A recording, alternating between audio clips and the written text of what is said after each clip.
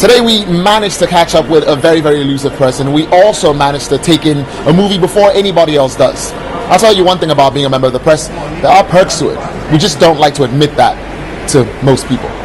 Now, sir, quick question. Right off the charts. Are you excited? Because, I mean, you look very contained.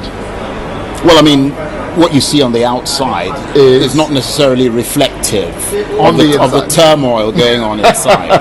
Turmoil. Yeah. Pleasant but I choice mean, of words. I think this is the culmination of a long period of extremely hard work. Speaking about hard work, what were your biggest challenges putting this movie together?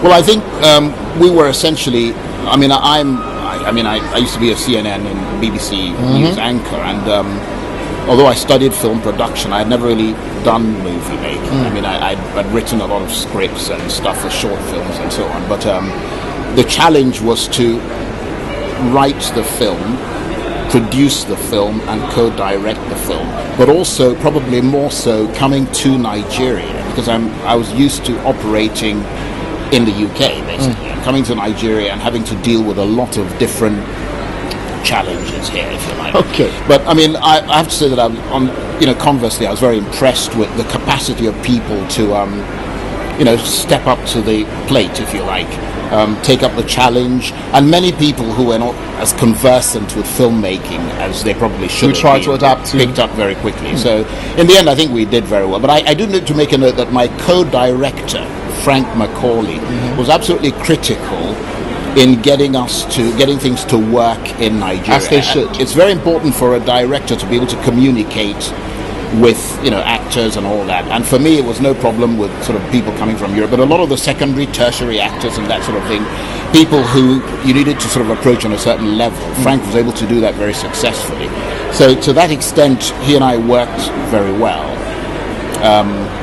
Okay. So that was part of the challenge. Now, there are 1,000 different stories in Nigeria, and being a person who's as conversant with international media as you are, you could have chosen any one of them. Why the particular storyline which is embodied in the streets of Calabar?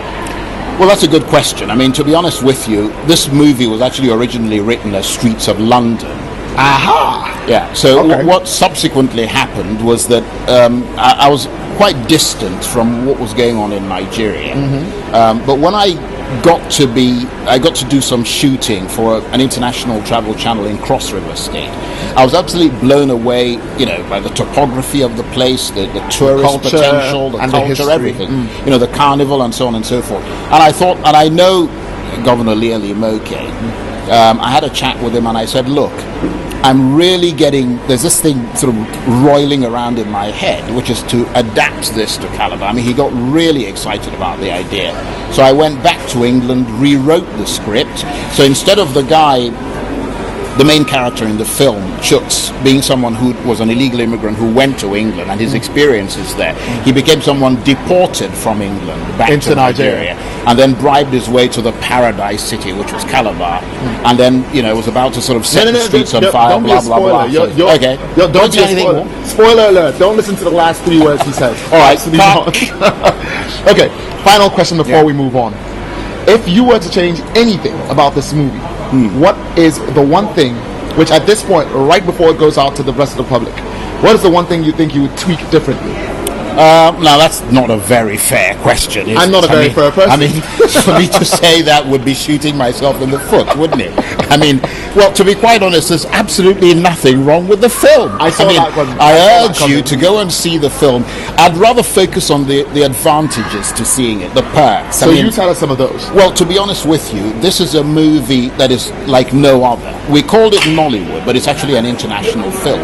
We set the film in the carnival, so you get things happening inside the carnival with the carnival swirling around it. We've got concerts with our stars in them with thousands of people. It's a big production. You see what I mean? It's a multi-layered production. It's got a great storyline, an international cast, some very good actors. And I would urge anybody who wants to see the advancement of Nollywood and also see that we can set standards much higher than what has been there before to go and see this film. All right. Thank you very much, sir. Thank you. Now, when an international journalist who's worked with two of the biggest media houses on the planet decides to set his sights on movie making, there's just nothing that promises as well as he does. Thank you very much, sir. Thank you. Very nice to meet you. Very nice to meet you too. Very, very good presentation. The last time I saw you at the Afrinoli event, plug, sort of thing. All right, ladies and gentlemen, you're watching Afrinoli. My name is Andre Blaze, and we are here at the press screening of the movie The Streets of Calabar.